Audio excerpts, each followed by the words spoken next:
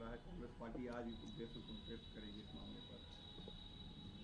कि डॉक्टर भीमराव अंबेडकर इस देश के संविधान निर्माता हैं और देश के अंदर कार्यपालिका, विधायिका, संसदीय व्यवस्था उस संविधान के अनुरूप है और उसी संविधान के तहत संसद में दिए गए बयान पर राजनीतिक विमर्श की शुरुआत हो गई, आरोप प्रत्यारोप शुरू हो गया।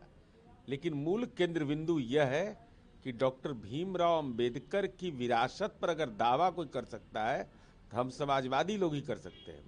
अशोक मेहता के नेतृत्व में समाजवादी पार्टी थी, हमने भीमराव अंबेडकर के खिलाफ उम्मीदवार नहीं दिया, कांग्रेस पार्टी ने दिया, वामपंथी पार्टियों ने दिया। इसलिए हमारी यह समझ है कि संविधान जब है तो ये डॉक्टर भीमराव अंबेडकर से कोई प्यार करे या घृणा करे, इनकार कैसे कर देगा कोई।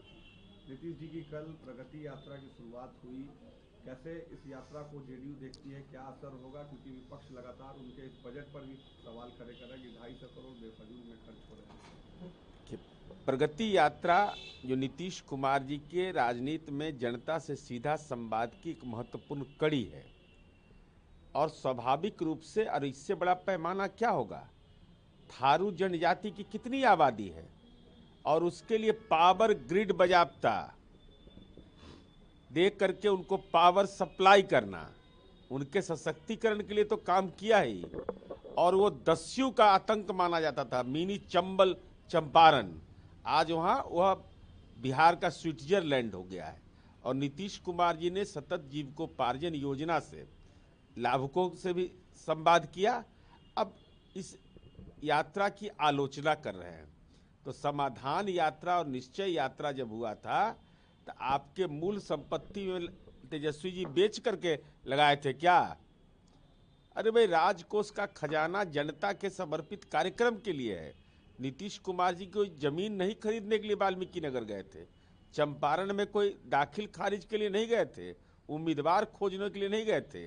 प्रगति यात्रा विनाश जिन लोगों ने बिहार को किया है उनको आईना की तरह जनता के बीच भी संदेश जाएगा और राजनीति का भी उनका राजनीति में भी उनके लिए अवसान की परिघटना होगी। जेडीयू और तेजस्वी कह रही है कि ये विदाई यात्रा है, सरकार 25 में हम लोग बना रहे हैं। दावा तो किसी को करने का अधिकार है, उनके पिताजी 24 नवंबर 2005 से दावा कर रहे हैं, अब किससे दिखा रहे हैं हमको पता नहीं है। ये मंत्र का उल्टा असर हो रहा है। अरे विदा तो हमने करा दिया आपको कि लोकसभा चुनाव में 4 सीट आया और 4 की जरूरत तो विशेष जगह पर पड़ती है। आप झारखंड के प्रवासी बनिए, झारखंड बेहतर आपके लिए है।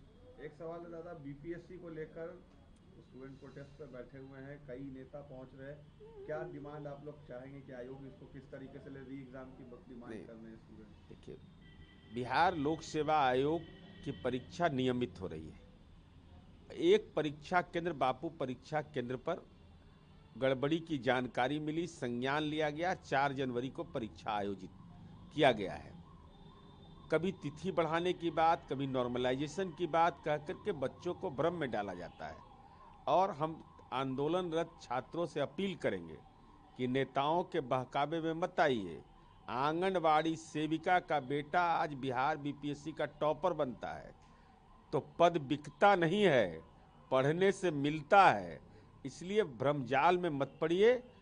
विभिन्न केंद्रों पर जो परीक्षा अगर आयोजित हुई है, अगर कोई भी शिकायत है तो आर्थिक अपराध इकाई ने व्हाट्सएप नंबर जारी किया, ईमेल आईडी जारी किया है, साक्ष्य के साथ दीजिए, सरकार उसको संज्ञान में लेगी।